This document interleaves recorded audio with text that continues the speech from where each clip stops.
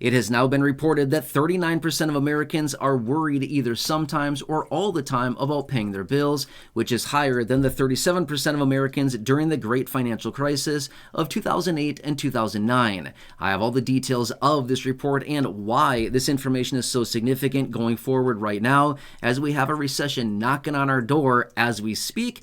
This is very important and impactful not only to the entire country, but all of us consumers as well. That's why we need to focus on it.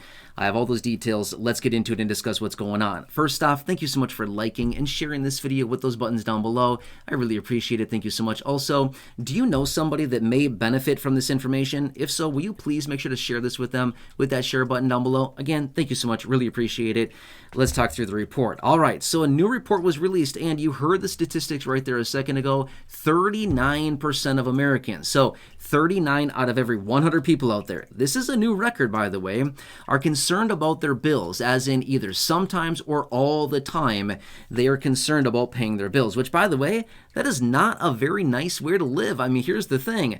If we have to be concerned all the time, like all of our waking hours and minutes that we're awake and, trying to do our thing, and we're concerned about our bills and our finances, that's a really tough way to live, right? A lot of people are really stressed out about this, and it's a tough situation. But that's what the new report is now showing, okay? That people are very concerned about their bills and their finances and how they're going to pay everything. How am I going to pay the utilities this month? How am I going to pay the rent this month? How am I going to put food on the table this month, right? But here's what's interesting about it. So remember back in 2007, 2008, 2009, the Great Financial Crisis, right? We saw that situation play out. That was an ugly situation. But back then, the same report was conducted then, and they found 37% of people during that time were concerned.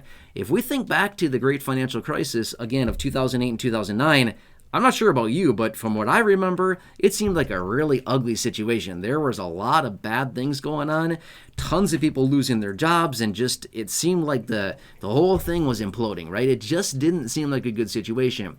But now these numbers are even higher, 2% higher. And again, you might be thinking, 2%, that's not that bad, right? 2%. You're right, it is 2%, but it's 2% based on 334 million people. That's a lot of extra people when you look at it that way, right? 2% turns out to be a lot more people when you look at the entire population of the country, right? So this is something we need to continue watching and why this information is so significant right now, okay?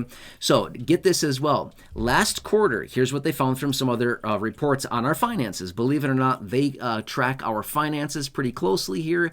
They track consumer debt, the savings rates, and all kinds of things like this. Here's what they found. Last quarter alone, we have a new high record in consumer debt right here in the United States, $17.69 trillion of consumer debt, okay? This is one of those records that we don't get a gold medal for, but rather we get, probably some frowns across the board, okay?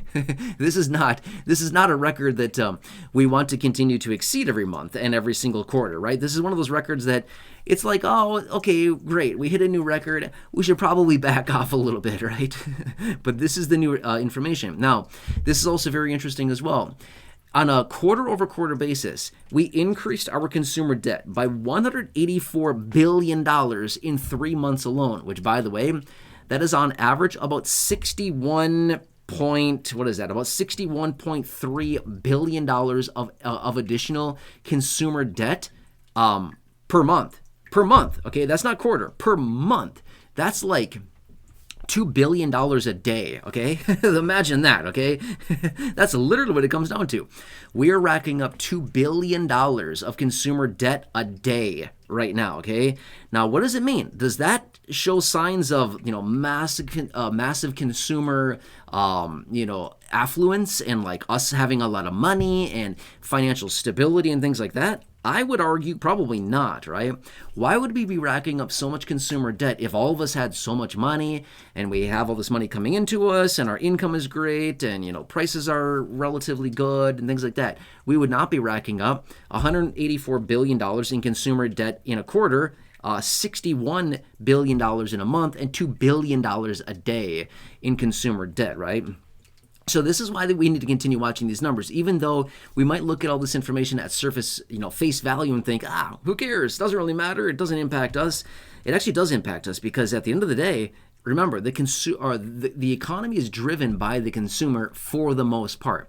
Now, obviously, the economy is also driven by business spending and all kinds of other aspects as well. But for the most part, the people who drive this economy are you and me and everybody else watching the video and everybody else walking around in the country, things like this. All 334 plus million of us here in the United States that drive the United States economy, okay? That's what drives GDP. It's what drives the economy as a whole. For the most part, about 70% of economic activity is driven by us, not like, businesses and stuff like that, but 70% of it. If we just one day pack up our bags and we're like, we're done with this economy, we're done buying things, we're going to live off the land, and we're just going to do our own thing, we're not going to be subject to this inflation anymore. Guess what happens to the economy? Well, you better kiss that sucker goodbye, because it's going to be really bad and it's going to go down very quickly, okay? So that's why I like to continue watching all of these reports and all this information that continues to come out, especially consumer sentiment, because the sentiment kind of shows the big picture of how are we feeling, right? It's kind of like it kind of gives us like a little bit of a temperature. It's like the thermometer of all of us for the consumers. Like, hey, let's take their little temperature. How are they feeling? How are they doing?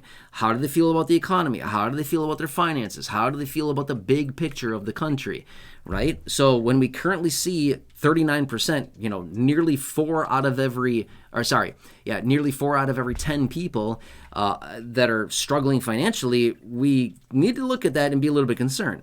If we didn't have other data to back this up, and if we didn't have other data like we did from back in the Great Financial Crisis, we could just look at that and think, 4 out of 10 people, that's not too bad. 40%, yeah, it's not terrible, but it's like not really good either. Whatever. It's just kind of what it is, right?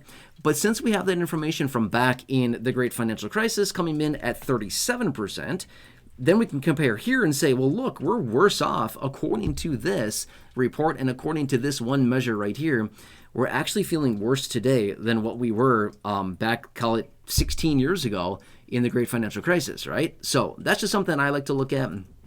Obviously, this is one data point. There's a billion data points out there. There's a lot of different things that we can look at, but it overall gives us a little picture of the sentiment across the country. Does that kind of make sense? Right? So anyway, I like to give this information to you just so you can clearly see what's going on. I'm not sure if you see these reports, with the reading that you do, the research that you do in your local news and stuff like that. Either way, I want to share this stuff with you because I'm reading it anyway, and I thought, you know what? This is good to know. We want to know this. It may give us a little bit of a glimpse into what we may be seeing in this country going forward, especially with the economy. As like I said earlier, we've got this recession knocking on our door, even though we continue to hear that, no recession coming in. Okay, well, if we look at the data here, it's actually pointing toward that we're not really seeing the economic growth that we have been. And the reason for that is mostly because the Federal Reserve has kept interest rates very, very high for the last several years here. And the purpose behind that is to basically tell us, stop spending money. That's why they raise interest rates, is they want us, the consumer, as well as businesses, to stop spending and to stop borrowing money at the rate that we were. Because when money's very cheap, it's easy to borrow money and spend a lot of money as well. When money gets expensive and we see high interest rates, we don't have the appetite to borrow and spend at the pace that we once did, therefore cooling the economy and also cooling inflation, supply and demand, and driving up prices through a lot of demand, basically, bidding prices up. Does that kind of make sense, right? So anyway, I hope this helps you. As again, I just want to be here in any way that I possibly can be for you, to help you out, to keep you informed, and just bring you the reports as I find them. So if you have not done so, again, please subscribe down below, share the video with your friends on social media. Again, the share button down below. Like the video if you'd like to. Again, thumbs up button down below. Thank you, really appreciate it. Otherwise, check out the other videos here on the channel in the video library. Thousands there. The ones that I've hand selected for you down below in the description at the top of the comment section. I've put those there for you as well. Otherwise, right now, popping up your screen, you'll see some videos there. Enjoy. Thanks so much for watching. Have a nice day, and I'll catch you again.